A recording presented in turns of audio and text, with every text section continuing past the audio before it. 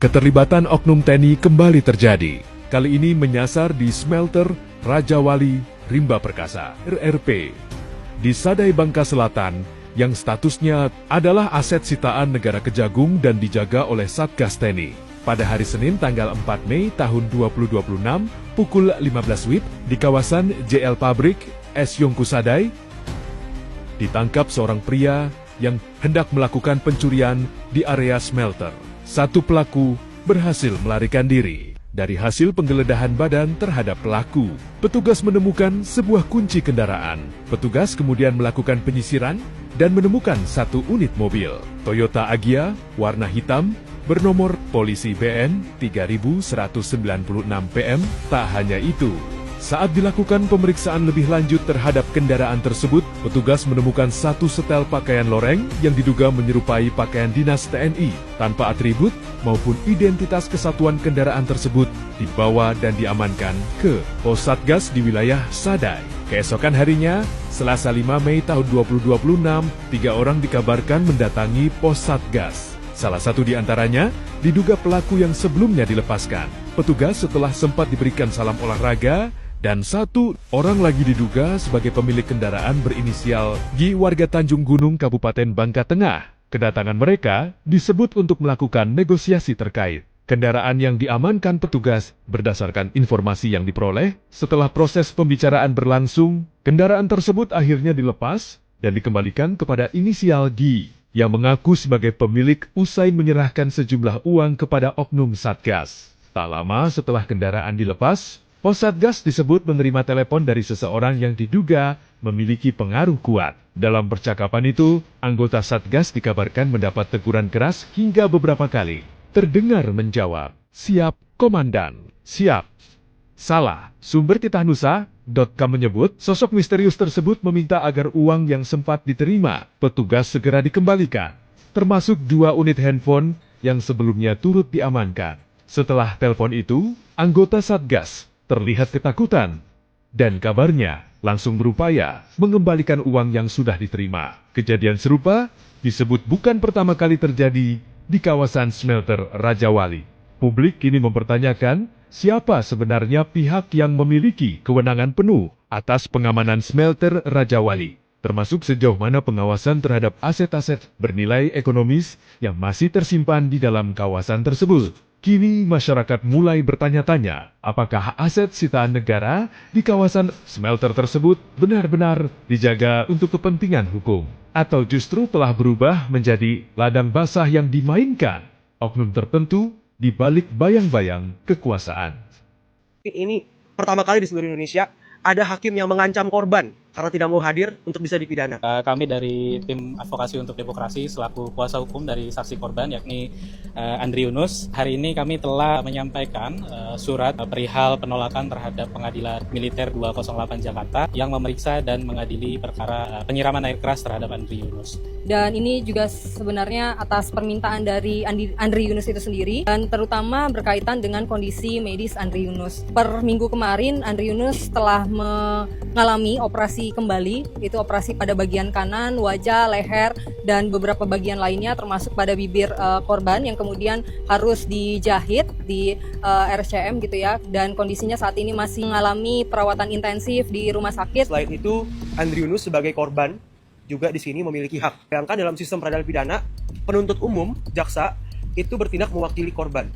Ya. Tapi dalam peradilan militer, auditorat militer itu kepentingan siapa yang diwakili? Apakah kepentingan korban yang adalah sipil atau kepentingan militer?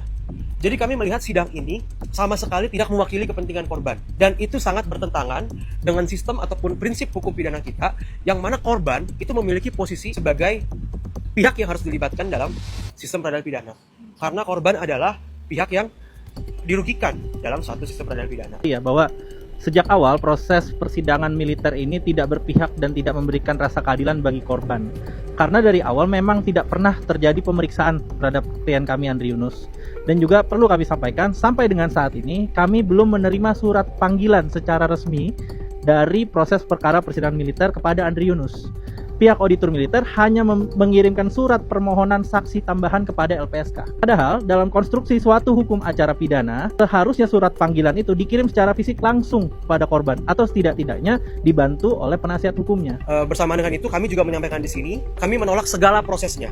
Oleh karena itu, Saudara Andi Yunus juga menolak untuk hadir menjadi saksi tambahan. Dan apabila terdapat ancaman pidana, ini sangat tidak masuk akal dan sangat merugikan korban serta merupakan bentuk pelanggaran hak asasi manusia. Ex-Kabais TNI bilang penyiraman air keras untuk korban Yunus itu hanya karena kenakalan. Gila ya, kenakalan lu amazing gitu loh. Mainnya air keras. Gue tuh nakal tuh main ya paling sabet-sabetan sarung gitu ya, jewer-jeweran, atau paling banter jitak kepala gitu. Lo keren gitu, kenakalannya luar biasa, main-main siram air keras. Ya wajar ya berarti ya. Ternyata di situ guys, di institusi itu air keras itu hanya kenakalan. Tergolong masuk dalam kategori kenakalan, siram-siraman air keras kenakalan. Gila. Ngeri gue lama-lama main bareng-bareng sama oknum seperti ini. Ngeri gue disiram. Nanti katanya biasa, kenakalan aja. Menu makan apa yang termahal sampai di dalamnya ada motor listriknya? Jawab ya. Zaman sekarang semua karena MBG.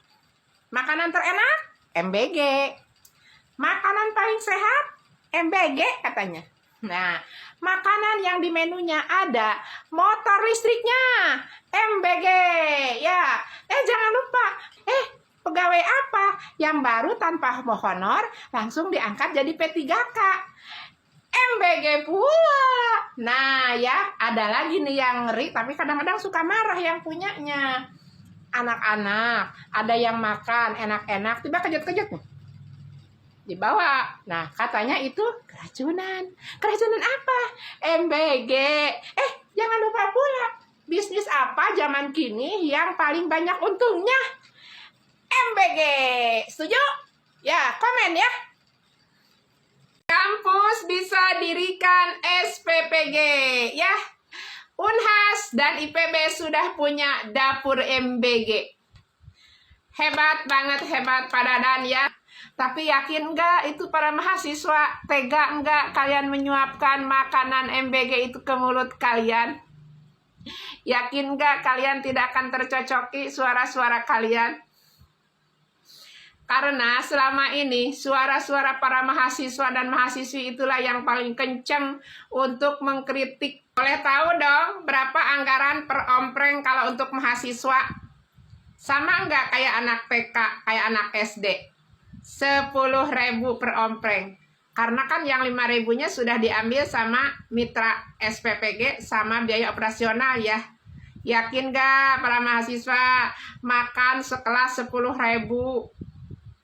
Yakin? Makanan seompreng 10.000 kalian mau makan?